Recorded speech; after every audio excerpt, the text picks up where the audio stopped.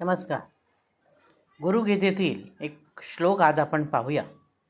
हरौरुष्टे गुरुस्त्राता गुरौरुष्टेन कश्चन तस्मात् सर्वप्रयत्नेन गुरुम एव प्रसादयेत. अतिशय महत्त्वाचा श्लोक आहे बरं का हा.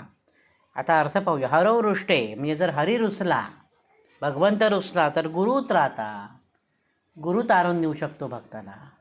गुरु भगवंताजवळ त्याची रदबदली करू शकतो भक्ताची. पण जर गुरौरुष्टे न कश्चन, पण जर गुरु रुसला तर साक्षात भगवंतसुद्धा मध्ये पडत नाही. तस्मात सर्व प्रयत्नेने, म्हणून सर्व प्रकारे सर्व सायास करून काय करायचं आहे तर गुरुमेव प्रसादयेत, गुरुला संतुष्ट करायचं आहे, गुरुची सेवा करायची. संतुष्ट करायचं आहे म्हणजे एक खोका देऊन संतुष्ट करणं नव्हे पैशाचा. गुरुला संतुष्ट करायचं म्हणजे आपलं आचरण, आपलं नामस्मरण, आपलं ध्यान, आपली सेवा, ह्यातून तुम्ही गुरुला संतुष्ट करायचं आहे असं ते सांगतायत. बघा म्हणजे किती मोठा आहे. हरी गुरु गोविंद दोनो खडे काके लागू पाव, बलिहारी गुरु आपने जो गोविंद दियो बताय, असं संत कबीर म्हणतात. गुरु आणि जर गोविंद म्हणजे भगवंत शेजारी उभे राहिले तर कोणाच्या पाया आधी पडावं तर श्री सद्गुरूच्या पाया आधी पडावं. याचं कारण गोविंदात म्हणजे या भगवंतात काय पाहायचं हे आपल्याला त्यांनी सांगितलं. त्याला कसं पाहायचं हे सद्गुरू सांगतात. त्याच्यापर्यंत नेण्याचा मार्ग आपल्याला ते दाखवत आहेत, तरच आपल्याला त्याची प्राप्ती होते. म्हणून मूळ सोर्स काय आहे आपल्या भाषेत? मूळ सोर्स हा गुरु आहे. गुरुशिवाय तरणोपाय नाही.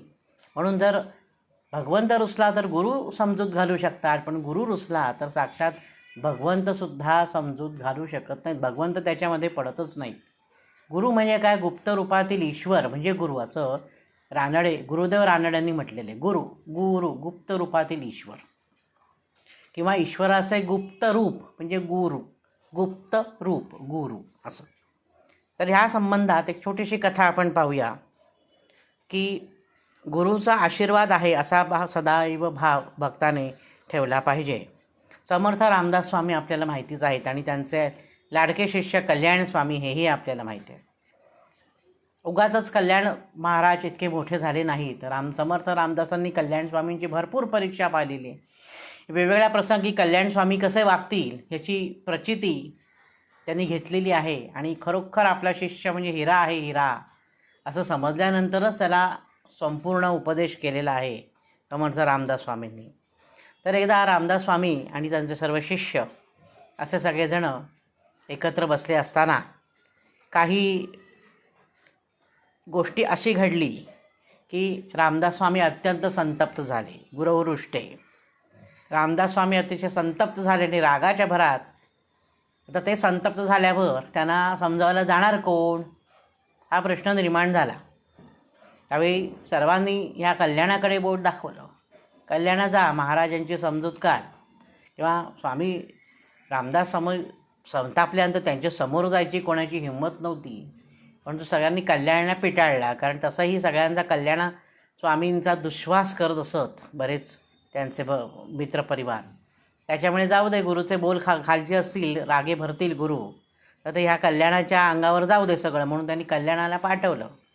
कल्याण गुरु आज्ञा म्हणून गुरूंच्या समोर संतापलेल्या रामदासांच्या समोर जाऊन उभे राहिले आणि अतिशय संतप्त झालेल्या रामदासांनी आपल्या खडावा त्या भक्ताच्या दिशेने भिरकावल्या, म्हणजे कल्याणाच्या दिशेने भिरकावल्या. ती कडावा जोरात कल्याण स्वामींच्या कपाळाला लागली आणि कपाळातून रक्त वाहू लागलं. कडावा लाकडाची असते आपल्याला माहिती आहे, तर अंगावर बसला मार तर किती जोरात लागेल. आणि ती समर्थांच्या अंगात तर केवढी ताकद होती. त्यांनी जोरात भिरकावली. ती खडावा बरोबर त्यांच्या लागली कपाळाला कल्याण स्वामींच्या. भळाभळा रक्त यायला लागलं. आता इथे कल्याण स्वामींच्या जागी आपण असो तर काय केलं असतं? तीच खडावा पुन्हा फेकून मारली असते. मी आपला स्वभाव असा आहे. पण ते कल्याण स्वामी होते, सीम भक्त आणि संपूर्ण शरणागती होती त्यांची. त्याच्यामुळे कल्याण स्वामींनी ती खडावर हृदयाशी धरली आणि काय म्हणाले की अरे वा, या सद्गुरूंनी आज मला प्रसाद दिला. खडावा ही जी मला फेकून मारलेली रागाने, ती रागाने नसून माझ्यावर कृपा करण्यासाठी ती खडावा फेकलेली आहे.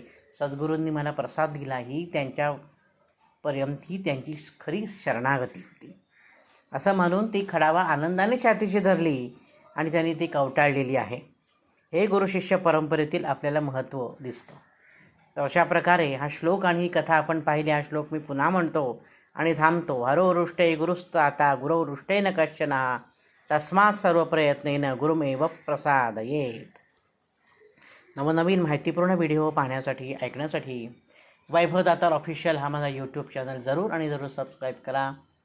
धन्यवाद.